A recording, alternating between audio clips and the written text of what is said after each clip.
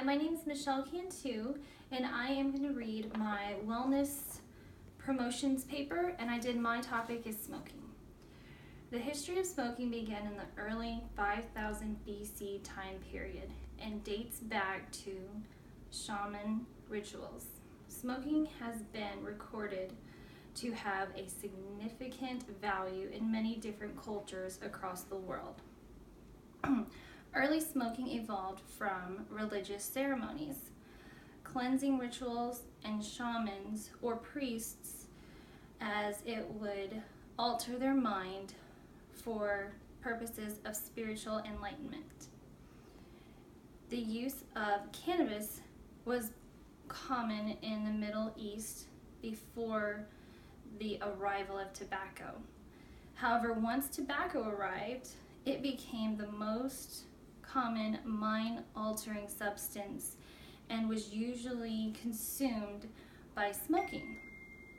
Tobacco made its debut in the United States in the 17th century as a commercially grown crop, which, while the intent of smoking started out on a positive spiritual adventure, the evolution of tobacco smoking has led to life-threatening diseases and adverse effects.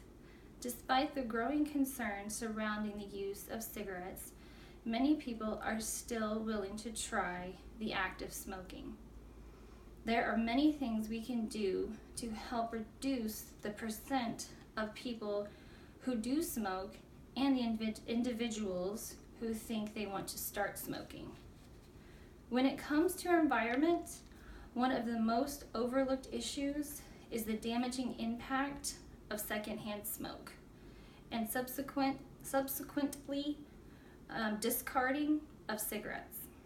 According to the CDC, secondhand smoke goes into our atmosphere and degrades our air quality with chemicals like carcinogens and toxic metals and poisonous gases.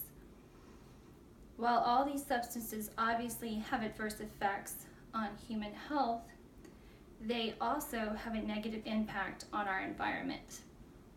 Not only is secondhand smoke concerning to one's health, but the butts or filters that get thrown out by cigarette users have their own damaging effects on Earth's ecosystem. The biggest issue concerning disregarding cigarette butts are the accidental consumption by children or by small animals. Children living in a household with a smoker are at a higher risk of having respiratory infections, asthma, and middle ear infections. Studies have shown that household pets and other small animals make the mistake of ingesting cigarette butts and may suffer tremors, vomiting, respiratory failure, or even death. Many times, Mother Nature will take over, causing storms and flooding, of which we cannot control, causing these cigarette butts to get washed away down storm drains and eventually on their way to large bodies of water where wildlife lives.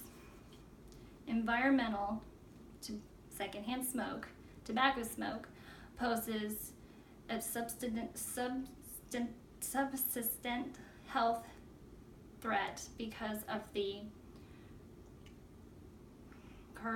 carcinogens, toxins present in cigarette smoke. When it comes to our health, science has been on the forefront with ever-expanding improvements of medication, surgical technology, and cancer-fighting research. With so many growing advancements, there have been many breakthrough medications and treatments to help tobacco users quit smoking. Some of these treatments include gums, patches, psychotherapy, counseling, and hypnosis. For many smokers, who are looking to quit nicotine replacement, nicotine patches and nicotine gum are a great way to conveniently reduce one's urge to smoke. Nicotine patches are a convenient once-a-day self-treatment. They can greatly reduce the need for cigarettes and are conveniently sold over the counter. Another convenient way to reduce the urge to to smoke is with nicotine gum, which is also sold over the counter and is only chewed for about 30 minutes or until the taste of the gum is gone. There are also medications like bupropion or warfarin tablets and Vericillin, which is Chantix tablets, which helps the cessation or the ending of smoking. However, patients who are trying to quit smoking must understand that nicotine replacement therapies works the best along with a second mode of therapy, such as individual or group counseling. Another way to fight the urge to smoke is through hypnosis, in which a patient often is asked to imagine unpleasant outcomes for smoking, which conditions the brain to picture that unpleasant outcome every time there is a desire to smoke. For example, the hypnotherapist might suggest that cigarettes smell like truck exhaust, or that smoking will leave a patient feeling extremely parched or an unpleasant taste in their mouth. For many years now, corporations and small business owners have been trying to increase awareness for a healthy workplace.